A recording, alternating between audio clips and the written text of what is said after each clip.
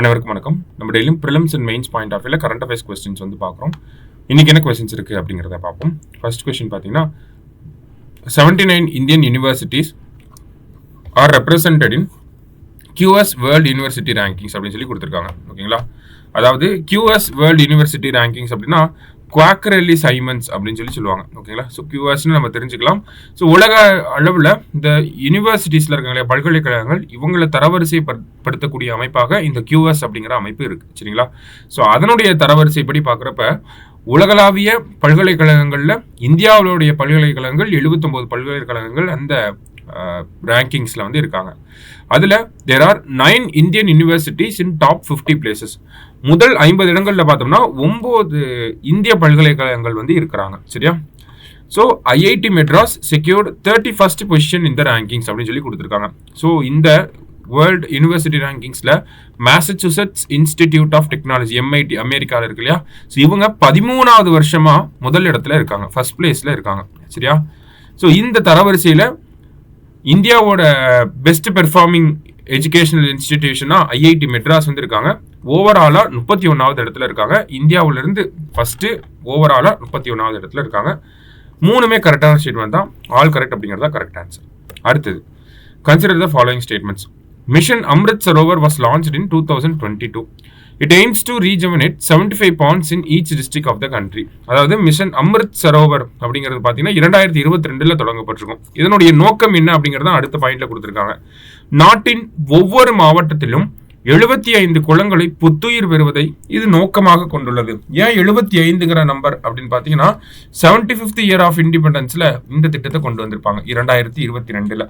அதனால 75 குளங்களை வந்து ரீஜுவனேட் பண்ண போறாங்க. சரியா? ஸோ போத் கரெக்ட் அப்படிங்கிறதா correct answer. Next one, APAAR ஐடியை பற்றி கொடுத்துருக்காங்க. APAAR ID is a 12 digit ID for school students அப்படின்னு சொல்லியிருக்காங்க. அப்பார் ஐடி அப்படிங்கிறது பார்த்தீங்கன்னா ஒரு 12 டிஜிட் ஐடி. ஓகேங்களா? எப்படி நமக்கு ஆதார் கார்டு எப்படி ஒரு 12 டிஜிட் நம்பரோ அந்த மாதிரி தான் அப்பார் ஐடி அப்படிங்கிறதும் ஒரு 12 டிஜிட் நம்பர் அப்படிங்கிறத கொடுத்துருக்காங்க. இந்த அப்பார் ஐடி அப்படிங்கிறது பார்த்தீங்கன்னா நேஷனல் எஜுகேஷன் பாலிசி 2020 இருக்கு இல்லையா? அதுக்கு கீழே தான் இந்த அப்பார் ஐடி அப்படிங்கிற கான்செப்டே நமக்கு வருது. One nation one student identity card, அதாவது ஒரு தேசம் ஒரு மாணவர் ஐடென்டி கார்டு அப்படிங்கிற அந்த திட்டத்துக்கு கீழே கொண்டு வந்திருக்காங்க. இந்த அப்பார் அப்படின்னா என்ன அப்படின்னு பார்த்தீங்கன்னா automated permanent academic account registry அப்படிங்கிறது. Automated permanent academic account registry அப்படிங்கிறது தான் அப்பார் அப்படின்னு சொல்லி சொல்லுவாங்க. இந்த அப்பார் அப்படிங்கிறது பார்த்தீங்கன்னா இதை வந்து இன்டகிரேட் பண்ணியிருக்காங்க. எதோட இன்டகிரேட் பண்ணியிருக்காங்கன்னா டிஜிலாக்கரோடையும் academic bank of credits ABC அப்படின்னு சொல்லுவாங்க. அகாடமிக் பேங்க் ஆஃப் கிரெடிட்ஸ் இது ரெண்டுத்தோடையும் இதை இன்டகிரேட் பண்ணியும் வச்சிருக்காங்க. சரியா?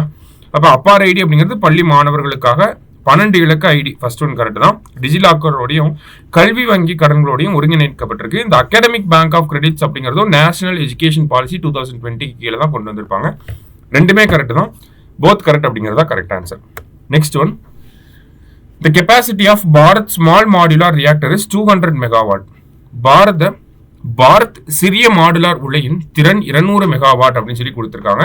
ஸோ கரெக்ட் தான் ஃபர்ஸ்ட் ஸ்டேட்மெண்ட். நமக்கு பட்ஜெட் 2025ல என்ன சொல்லியிருப்பாங்க அப்படின்னா இந்தியாவில் ஸ்மால் மாடுலார் ரியாக்டர்ஸ் இதுதான் இப்போ நியூக்ளியர் ரியாக்டர்ஸோட டெக்னாலஜியில் லேட்டஸ்ட் எடிஷன். சரிங்களா? ஸோ அதை இந்தியாவில் உருவாக்கணும் அப்படிங்கிறதுக்காக இந்த ஒரு அனௌன்ஸ்மெண்ட்டை பண்ணியிருப்பாங்க. அதனுடைய கெப்பாசிட்டி பார்த்தோம்னா 200 மெகாவாட்டாக இருக்கு. It is jointly developed by Baba Atomic Research Center and Nuclear Power Corporation of India Limited அப்படின்னு சொல்லி கொடுத்துருக்காங்க. ஸோ செகண்ட் ஸ்டேட்மெண்ட்டுமே நமக்கு கரெக்ட் தான். போத் கரெக்ட் அப்படிங்கிறதா கரெக்ட் ஆன்சர். சரியா? லாஸ்டா, Tamil Nadu marine fishing regulation act was enacted in. Tamil Nadu கடல் மீன்பிடி ஒழுங்குமுறை சட்டம் எந்த ஆண்டு இயற்றப்பட்டது அப்படின்னு பார்த்தோம்னா 1983 இயற்றப்பட்டிருக்கு. சரிங்களா? ஸோ இன்னைக்கு 5 கொஸ்டின்ஸ் பார்த்துருக்கோம். தேங்க்யூ.